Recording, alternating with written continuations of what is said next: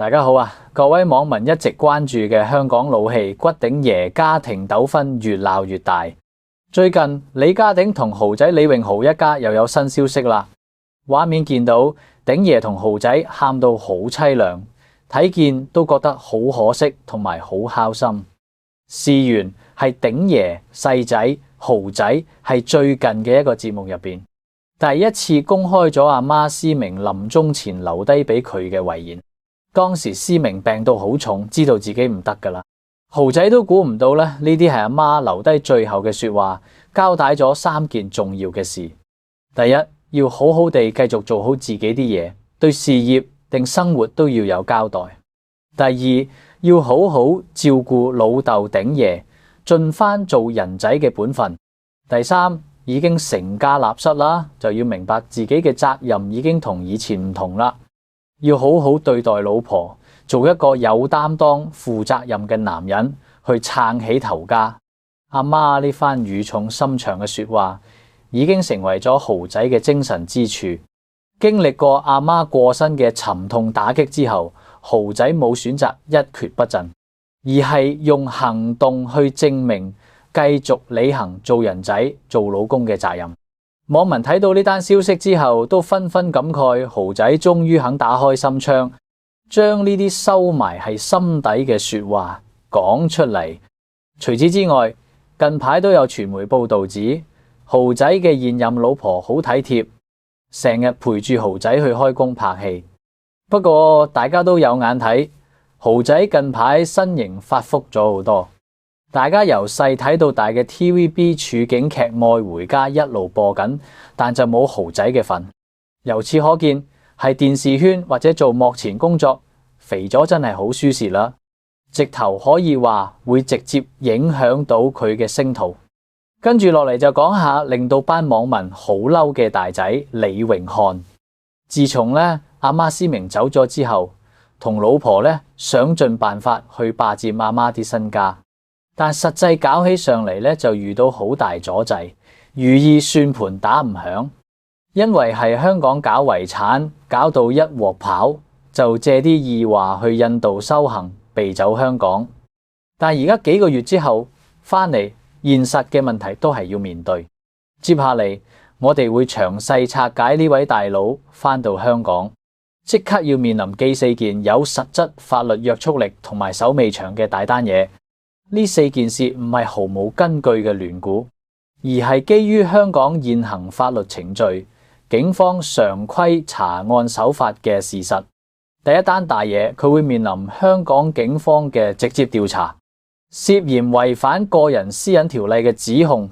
早排老豆鼎爺已經正式向香港警方報咗警，指控佢冇經同意就公開爆咗啲私人語音出嚟。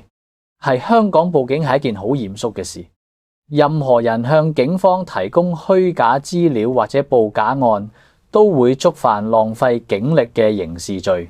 所以老豆去報警肯定係揸住真憑實據。而家警方已經接手查緊呢單案，仲扣起左大仔之前用嘅手機做調查證物。只要佢一踏入香港境內，警方實會正式請佢返差館落口供，協助調查呢單侵犯私隱嘅案件。第二單大嘢一樣係警方嘅刑事調查，但係今次涉嫌嘅係更嚴重嘅不誠實使用電腦罪。呢項指控雖然同爆語音單嘢有好大關聯，但係呢個法律框架下，性質同針對嘅犯罪對象都闊好多。不誠實使用電腦係香港係一條涵蓋面廣而且罰得好重嘅罪。通常涉及未經授權去攞、搞或者傳啲電子資料。喺呢件事入邊，唔單止李榮漢本人要負上法律責任，佢老婆嚴佩玉都有份一齊去搞同傳啲電子語音，一樣被捲入呢單刑事案入邊。聽講警方已經向佢老婆嚴佩玉發出咗正式邀請，返差館協助調查。第三單大嘢，佢同老婆會一齊收到由律師發出嘅律師信，要求交代阿媽生前記財務條數。豪仔同其他屋企人已經正式請咗專業嘅會計師同律師團隊，開始對阿媽生前嘅所有銀行戶口、資金流向同埋信用卡卡數進行徹徹底底嘅核數同清算。查數嘅主要目的係要睇清楚阿媽過身之前嗰段時間入邊戶口啲錢嘅流向，確認啲錢係咪真係用喺阿媽日常起居同醫藥費度。如果查數結果顯示大仔同老婆係阿媽生前有攞戶口啲錢去亂金市，甚至私自穿櫃桶底落晒自己袋，律師團隊就會代表家屬或者遺產受益人，透過民事訴訟嘅途徑向佢哋追討翻全部俾人落格嘅錢呢。雖然客觀咁睇，呢兩公婆而家嘅財政狀況可能好手緊，喺銀行入邊可能根本冇幾多存款，最尾咧都未必追得翻晒全部錢。但係呢封律師信就代表咗家屬依法追究到底嘅決心，係法律程序上俾咗佢哋好大壓力，擺明車馬要追究。第四單大嘢，亦都係對佢想獨吞同霸佔遺產嘅致命一擊。李永漢原本係諗住靠自己霸住做阿媽嘅遺產執行人，而且手頭上可能揸住阿媽生前層樓嘅樓契等重要文件。不過喺香港法律體制之下，分身家同管理遺產有嚴格同公平嘅程序。身為細佬豪仔一樣有同等嘅合法繼承同管理權利。只要向高等法院遺產承辦處交齊簡單嘅身份證明文件，例如個人嘅出世紙，就可以證明佢同阿媽嘅直系親屬關係。喺香港嘅手續入邊，就可以啟動加入做共同執行人嘅程序。高等法院對完身份之後，就會依法例搞手續，將豪仔個名合法金加落去遺產執行人個名單入邊。呢個手續一搞掂，李永漢就會徹底冇得自己一個人話晒事搞遺產。任何關於遺產嘅動用、分配、銀行攞錢或者賣樓，都一定要經過豪仔一齊簽名同意先得。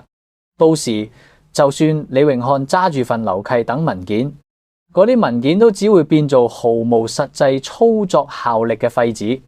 除咗頭先講嗰四單大嘢，仲有一個首尾未清，就係阿媽啲骨灰去向。事實就係阿媽啲骨灰而家仲係李永漢手上，無論啲骨灰係擺喺某間殮葬公司嘅暫存處，定係擺喺其他唔見光嘅地方，都係唔合規矩嘅。李永漢之前公開講過，唔想透露阿媽骨灰喺邊。由此可見，思明根本未入土為安，只係俾李永漢當做揾錢嘅工具。同時間，佢同屋企人、親戚朋友嘅關係已經搞到神憎鬼厭，身邊幾乎冇個可以交心嘅朋友。係修行團入邊，佢顯得格格不入，成日自己一個人坐埋一邊，食飯都係一支公，同其他團友完全零交流。呢種俾人孤立嘅狀態，就係佢過去係香港人際關係破裂嘅延續。另外，因為大仔係過去20年可能有睇過精神科嘅記錄，有人懷疑佢會唔會借神經病做抗辯理由，諗住係面對警方指控或者上庭嗰陣可以判輕啲，或者完全甩身，希望博取大眾同法官同情，融入青山代替實質嘅法律制裁。不過係而家高度專業同完善嘅香港司法鑑定同醫學評估體系之下，呢種想側側膊過關嘅做法係絕對行唔通嘅。幾十年前嘅舊病歷根本冇可能做今日避開嚴重指控記免死金牌。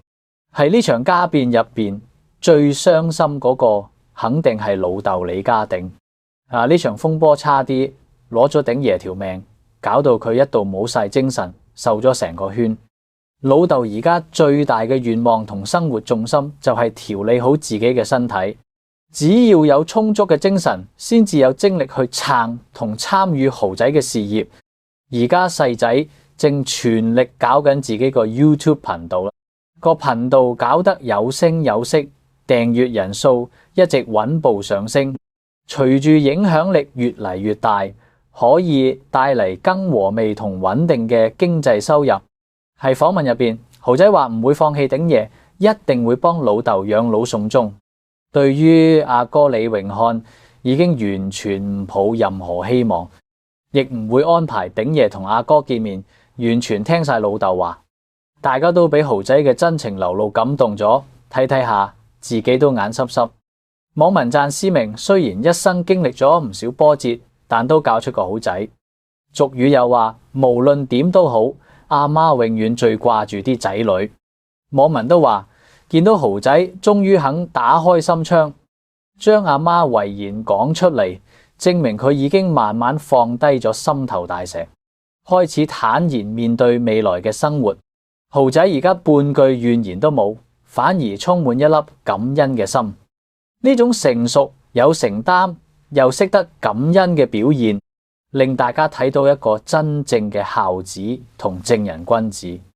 調翻轉睇下阿哥李榮漢，面對警方嘅傳喚婚姻破裂，同埋徹底冇晒屋企財政大權，已經踩到入絕路。如果翻到香港呢，就要面對乾塘嘅困境。另一邊廂，老豆鼎爺調整好心態，安頓好晚年生活，默默而且堅定金力撐細仔嘅網絡事業，一家人行上咗完全唔同嘅路。大仔最終都要為自己過去嘅行為孭飛，食翻自己種嘅苦果。同樣面對家變，網民對兩兄弟嘅評價真係天淵之別，大家都覺得兩兄弟性格同做人態度真係完全唔同。豪仔對生活充滿希望，每句說話都流露出對長輩嘅感激。但係孖生阿哥李榮漢呢，就俾人留低淨係識得怨、性格極端嘅印象，甚至有網民用好難聽嘅說話去鬧佢。兩兄弟嘅性格竟然斤兩極化，真係令人覺得好唏噓。